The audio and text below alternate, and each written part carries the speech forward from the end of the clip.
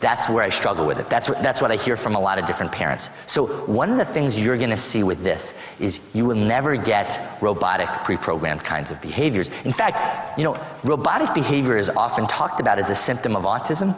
I'm not at all convinced that it is a symptom of autism. I think it's a symptom of the way that we teach children with autism. And when you teach someone repetitively like that, and there's no context for our children actually understanding why they're learning what they're learning, and why they could even be excited about what they're learning, then that's where robotic behavior starts to come in. So this is all about, and again, this is not about finding what your child is motivated by and then letting them do it after they do the thing you want, right? This mother didn't say, okay, you go pee in the toilet. If you go in the toilet, I will let you play with your stepping stool. Right? It's not about saying, go use the toilet, then I'll let you play with Thomas the Tank Engine because I know you like it. Right? It's actually the reverse. It's about saying, you like Thomas the Tank Engine? Holy cow, so do I. Let's play with Thomas the Tank Engine. Oh, by the way, Thomas the Tank Engine is coming right around the toilet here. Right? So it's actually bringing in the educational piece into an activity that is already exciting and motivating for our children. That is the key piece of it. And again, when we do this reward thing too, not only are we not teaching context, nor are we teaching spontaneity, nor are we teaching generalization and interest, but at the same time, we are actually all teaching a way of learning that brands learning as an unpleasant experience. Because what we're basically saying is, do this unfun, unpleasant thing first, and then I'll give you something you like. Because you have to do this lame thing that you don't really want to do. And then you'll do something cool after. Right? It's really interesting. It's the same reason why a lot of typical children and now adults don't like to eat vegetables but love to eat the desserts and the ice cream. Because we've set it up that way. Eat this gross broccoli, but then you'll get your ice cream for dessert. You don't eat the broccoli, man. You don't get the dessert. I'm just telling you that right now. Right? So we set it up that way. It again promotes the opposite of what we would ideally like. So this is, it's really amazing. I watch my sister Bryn and her husband William, who have kids, and they do things like, hey, if you really sit quietly or do whatever, I'll let you have your bowl of broccoli. And I'm not even joking. And her kids are like sitting like, oh, give us the broccoli, right? So ultimately, this is a key piece to realize. We are actually integrating and marrying these two things, the motivation that your child and the interest that your child already has, and the challenge and the educational piece. And let me just say one more time, this is not about children who are pre-verbal or young. This goes toward children and adults of all ages and all skill levels. Perfect example. We worked with a family who had this daughter, and her name was Sandra. Sandra rocked, right? Sandra was really cool. Sandra was about 15 and a half. She had Asperger's syndrome, okay? So she was highly verbal. She could talk. She would test really high on IQ scores, but she had no social skills whatsoever, couldn't connect with people or form friendships, actually couldn't even really have a typical conversation. What she would mostly do is fire certain types of questions at you that she would want you to answer in a particular way. And the type of questions that she would fire at you, though, had a particular slant to them. And that goes to her motivation. Now, what was her motivation? Sandra was really into daytime talk shows. Now, can anybody guess what Sandra's absolute favorite daytime talk show was? Yes, I heard it. Jerry Springer. That is right, ma'am. Absolutely. Yes, Jerry Springer, which, of course, her parents were so thrilled about that.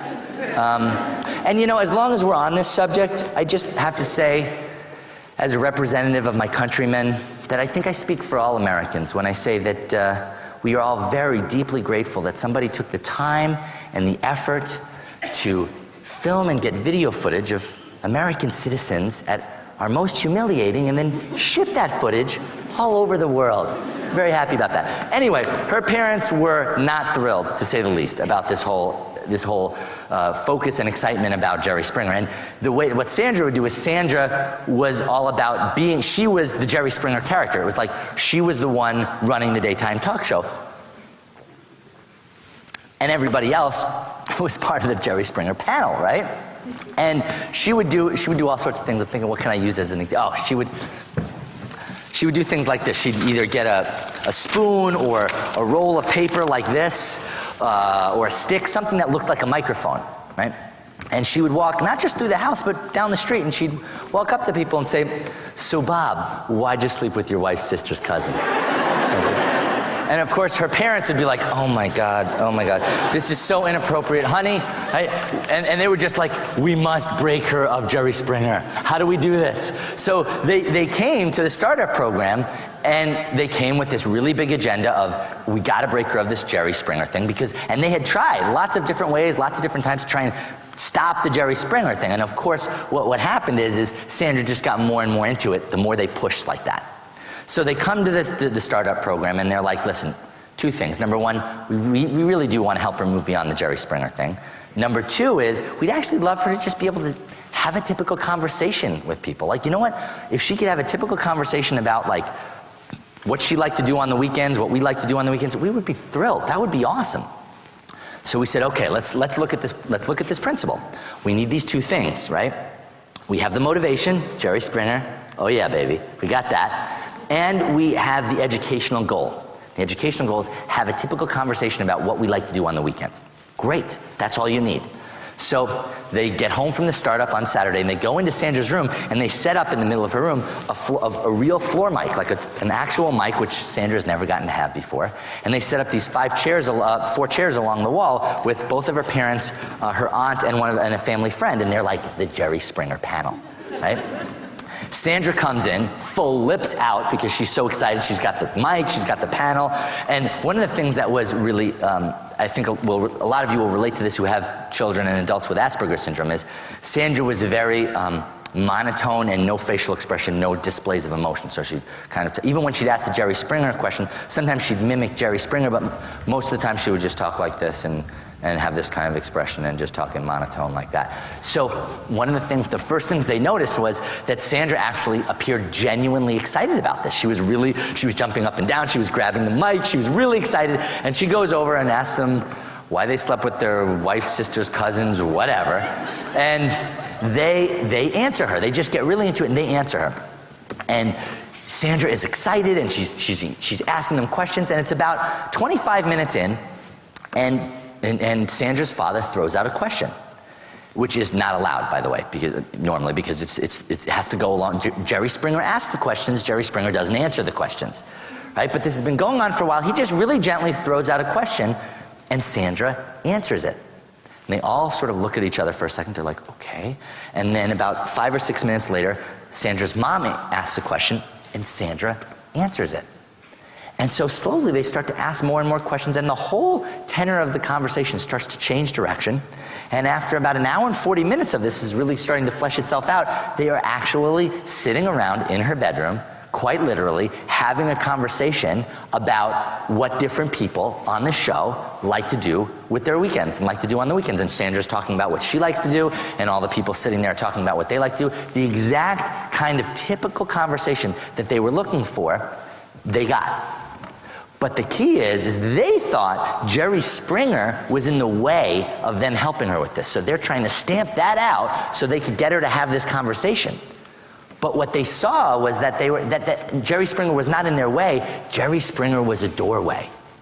And so if they used that, they could actually get Sandra to engage in this way. And again, it plays to Sandra's intelligence.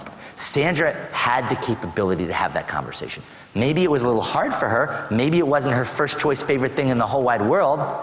But that's why they had to build up lots of motivation on the back end to help push Sandra through that, or help excite Sandra about it, so that Sandra willingly engaged in that way and then started to help to stretch herself with her parents' help to have the kind of conversation that might not immediately come easy to her.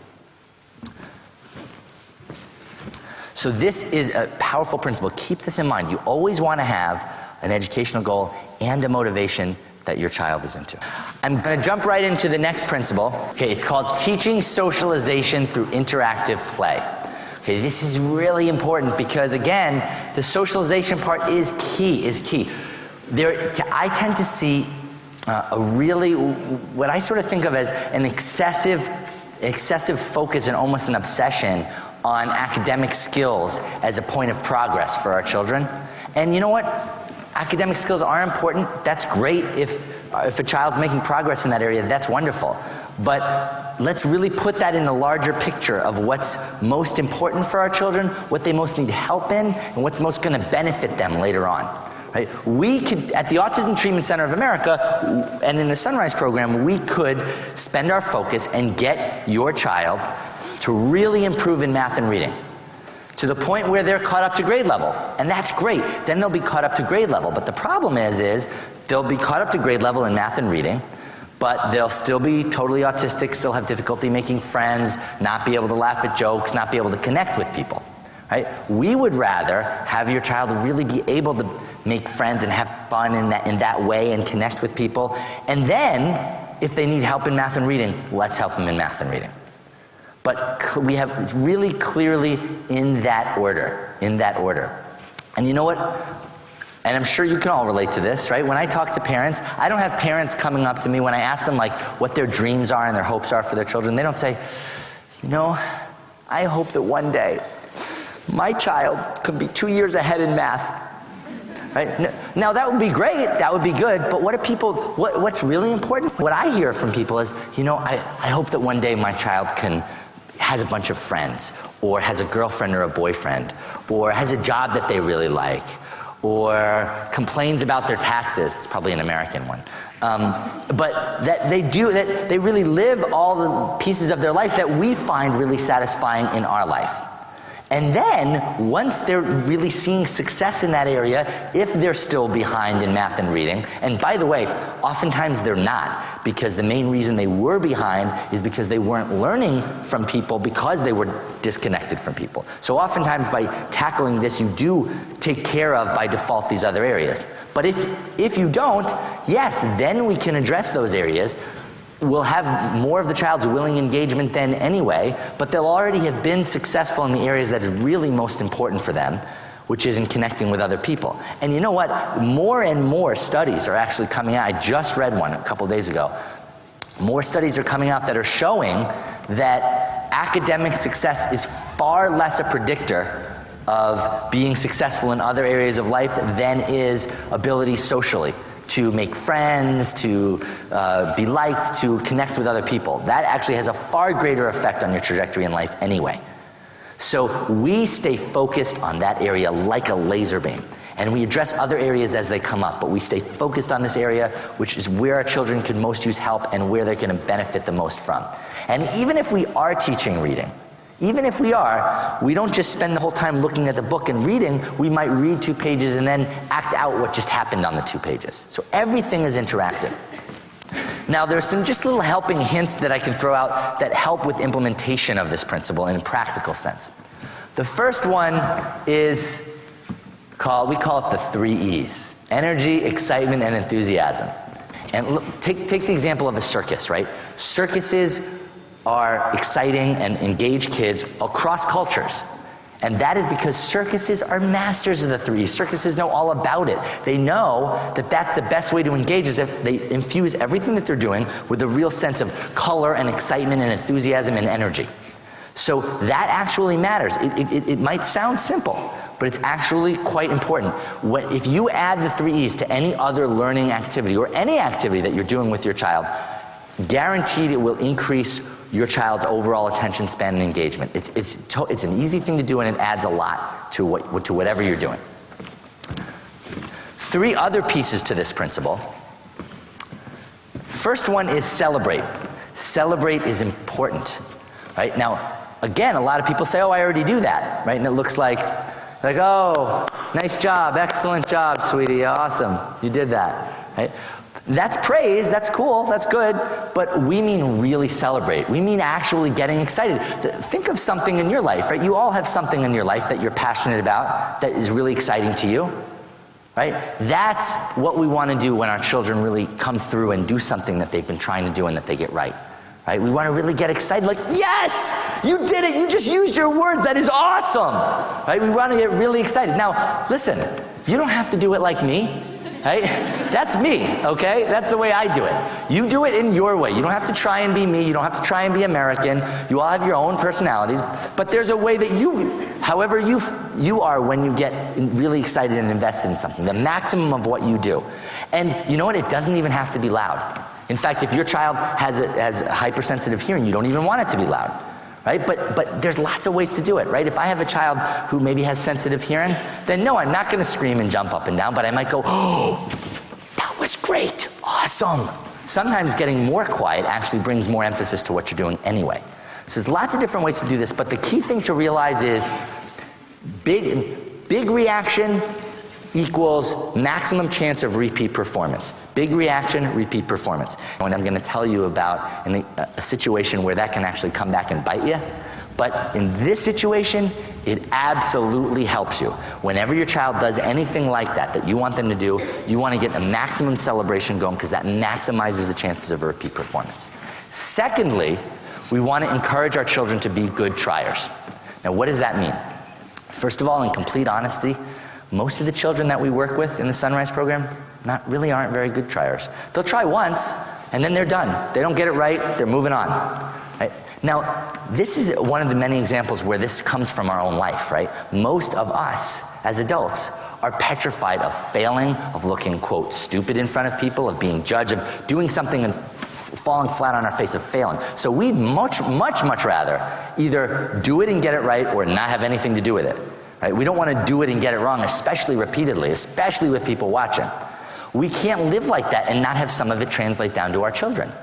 Now, bottom line, if you want to be, if you're really afraid of failing and you want to not try different things, that is absolutely your prerogative. You have total freedom to do that. But if our children are doing this, it really slows down the learning process and creates a lot of obstacles. Because here's the bottom line. Our children might need to try 8 to 10 times to master certain things. Now, if they are unwilling to try more than once, they will never be able to master the things they need to try 8 or 10 times to master. So it is imperative that we get them to be good triers. And you know what? That entails them getting it wrong. That entails them not doing it in the right way or getting it correct. So that's not a bad thing. When I'm with a child and I say, I try and encourage them to do something or say something and they get it wrong or they don't do it all the way, I don't get disappointed. I get excited because I'm like, great, this is a chance for them to not get it right and for me to help them try multiple times and not get it right. And ultimately get better and better at it, but try and try. We want to build a little bridge from the first try to the second try to the third try to the fourth try, etc. And this is not rocket science, right? It's actually really simple. So I'll give you an example. There might be, let's say, a little boy who points to a glass of water on the shelf in the playroom. So he points to it, and I get an idea of what he's looking at, and I go, oh, you want the water? Say water. Use your words. Say water. And let's say this little boy says water, like he totally gets it right. Okay, then I do the first part. Then I celebrate. I'm like, yes, you got it. Here you go. Nice job, right? I'm really excited for him. But let's say it's a different child, and I say water. And this little boy goes, so it says a little piece of it, definitely attempts it, but that's not the whole word, and that's not even most of the word. So it's not correct, but it's an attempt. So in that case, I might go, oh, that was so close. Nice. Let's try again, because that was so close. What? We're going to say what? Right? So now I'm actually building up from the next part. I'm celebrating that they really tried, but I'm not pretending and acting like they got it right. In fact, I'm using it as an excuse for another attempt. And I might actually really sit in and be persistent, and I might work with that little child and really try and have them try 5 or 6 times. First, I really want to have them, it's okay for them to get it wrong and really try, because that's the skill that's going to really serve them long term. To get good at and be comfortable with trying multiple times and not getting it right, and then trying and trying until they eventually do. Really important. Okay, last piece. This is the most important piece of this principle without question. And also, probably for a lot of us, probably the hardest, for a lot of parents and a lot of professionals, prioritize the interaction over the goal. Now, we struggle with this.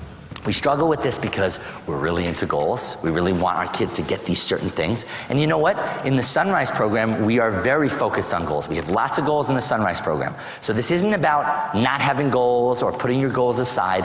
It's about making your goals a very important priority, but the number one priority is always going to be interaction. And this is another example of how we actually, in our bigger lives, we actually live in a particular way that then runs counter to this and then bleeds into our programs with our children, right? Think about when this might be a long time ago for some of you, think about when you've fallen in love and gotten involved with someone romantically, right? You first get involved, you're like really excited. You're excited just to spend time with them. You can't wait to get off work so that you can meet up with them again, or you call them on the phone. You're excited and you're like, ooh, it's all romantic, and you really enjoy just talking, or there's a real physical attraction between you, and it's like great.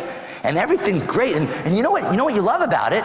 You really start to like this person because you guys have a great interaction, this great connection going on. And then the relationship gets serious. It's serious, it's important. Don't laugh, it's important.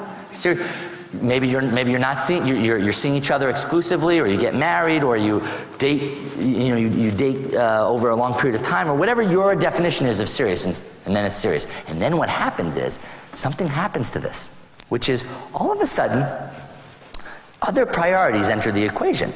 And all these things that you need from your partner to get them to do the things that you want and to show that they love you in the right way that works for you. So it becomes a situation of like, hey, hello, I've been asking you for 3 days now to take out the garbage. Oh, I'm sure you want me to do it. No, listen, I'll be nice to you. No, I'll be nice to you. When you take out the garbage, then I'll be real nice, okay? But I've asked you a lot, now come on, right? Or, whatever our thing is, right?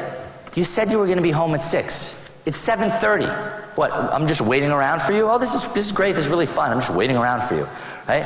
So all of this stuff is, now we need to get this stuff. We need to get the taking out the garbage. They need to talk to us in a certain way. They need to get home at the right time. They need to make love to us a certain number of times a week, whatever we've decided, right? All these things are important to us, and we really want to get these things. And we're each now grappling for things from our partner. And now all of a sudden, this interaction, which is the whole reason that we got together, has worked its way from priority 1 to 2 to 3 to 4, all the way down. So now it's around priority 47, right? Now this kills relationships. And I don't just work with families who have autism. I do a lot of couples counseling as well. This transition kills relationships. Now, if you want to do it that way, you have every right to do it that way. I'm not telling you how to do it. You do it however you want to do it. But if we do it this way with our children who have autism, then it starts to create lots of obstacles for us. Because the same scenario plays out, right? We have our child, and at first, we're just like thrilled. We have a child, right? We don't care if it's blonde hair, brown hair, light eyes, dark eyes. Who cares? It's our kid. We don't even care if the thing talks. It's so cute. Look at how it cries. It's just our baby. Any interaction we have, we're thrilled. And then we get the diagnosis. And then it gets serious. And now they're missing all this stuff. And they're behind their peers, and they're doing these behaviors that look really strange, and they're not caught up, and they can't make friends, and then there's all this stuff, and then they have digestive problems. Oh my, and we have to fix all these problems. So now, all of a sudden, all this other stuff becomes really important, and the interaction piece works its way down until it's around 47. This, again, when we do this with our children, it becomes a real problem because, remember, the interaction is the thing they most need to learn and get good at. The other stuff is important, but that all comes through interaction. That's the best way to get these other goals, is to get our child reliably interacting with us and to actually want to interact with us and to enjoy it. We had a mother who wanted her son to brush his teeth every night, and he just wouldn't do it. So she figured out a way to solve the problem. And what she would do was, she would chase him around, get him in a headlock, and brush his teeth like this. Now, it worked great. His teeth were clean every night. First of all, though, let's see her try that when he's 15. Not going to be so successful. Right? Secondly, though, and more importantly than any of that, every time she did that, she completely killed the interaction. So yes, she gets clean teeth every night, but the interaction between them is completely destroyed during those times. So ultimately, and here's the thing, you then create more and more difficulty because, okay, today it's brushing teeth. But that's not the only, we have 1,000 other things we're going to want to teach him, right? We're going to want to teach him to increase verbal communication, social skills, even brushing his hair, whatever that is. And now tomorrow, when I go on to those things, that's even harder and harder because he's now seen that these learning new skills is marked by coercion and physical manipulation. So now we've created actually more walls in between future learning. We haven't made anything easier for ourselves. So, what do? The key piece actually with this little boy, we really wanted to help her. And we wanted to help this mom, and we wanted to help her son. And you know what, we said, listen, if you want him to be good at brushing his teeth, we can help you. We can help you with that. We don't think it's the #1 priority for him, but we'll show you this as an example of how you can keep the interaction and promote the goal. One of the key things here is, this is not about giving up goals, it's about working toward a goal, and then as soon as a goal starts to conflict directly with interaction, meaning the only way you can get it is by pushing it really against the child, then we temporarily, very temporarily, put the goal aside and keep the interaction alive and then come back to the goal. Right? So, for instance, we were actually working directly with her son, and ultimately, as 2 examples, we had the first child facilitator went in with these two toothbrushes, right? And went, hey, I got these 2 toothbrushes, we're gonna play with these toothbrushes. And he said, no. And every time this boy said, no, our child facilitator put the toothbrushes down, right? Every single time. And literally every 5 minutes, she'd go back and go, wait a minute. I got the toothbrushes, look what we can play. And every time she did that, he would go, no. So she would put the toothbrushes back down. Now ultimately, this happened for about an hour. Every time she picked up the toothbrushes, this little boy would say, no, he'd put the toothbrush down. And eventually, he saw that we meant business, that we were gonna walk our talk, that we were really gonna do this. Right? That we were not gonna physically force him, we were gonna do that. And after about an hour, she pulls out the toothbrushes and he's okay with it. She builds up a whole game with him. She gets him to hold the toothbrushes. She gets the toothbrush right here. He has it really close to be put in his mouth. She starts to encourage him. He doesn't really want to, so they stay like this, and then the session ends. And then another child facilitator comes in, and he ends up actually inventing this game with this little boy about tickling your teeth, and now he brushes his teeth every day without even being asked. It's a no-brainer. But the important thing, that's not the point. The point actually is that the original child facilitator, she could have made it all about her ego, and it's really important that she get him to be the one that brushes his teeth, right? But that wasn't what it was about. And yes, maybe she could have just pushed his hand like this, but all that's gonna do is compromise the interaction for the next person and for her, and for this little boy, and that's not what we want. So she didn't push, she went for it as much as she could, and we have a saying in the Sunrise program, no means no. For the next 5 minutes. Then I get to ask again. And then in 5 minutes I get to ask again. Right? And I'm gonna be relentlessly persistent. I'm gonna ask tomorrow and I'm gonna ask the next day, but I'm also gonna respect all the no's that I get. And that's what worked so beautifully with this little boy, of being really persistent, focusing on the goal, but being willing to temporarily put the goal aside to keep the interaction alive. I cannot possibly overstate the importance of this, because this is what is going to be really responsible for most long-term learning. Because now, again, at first, with the very first goal, it might take a little longer because you're not pushing. But long-term, you're going to save loads of time and increase learning, because now the next thing you try and teach your child, now they're much more engaged.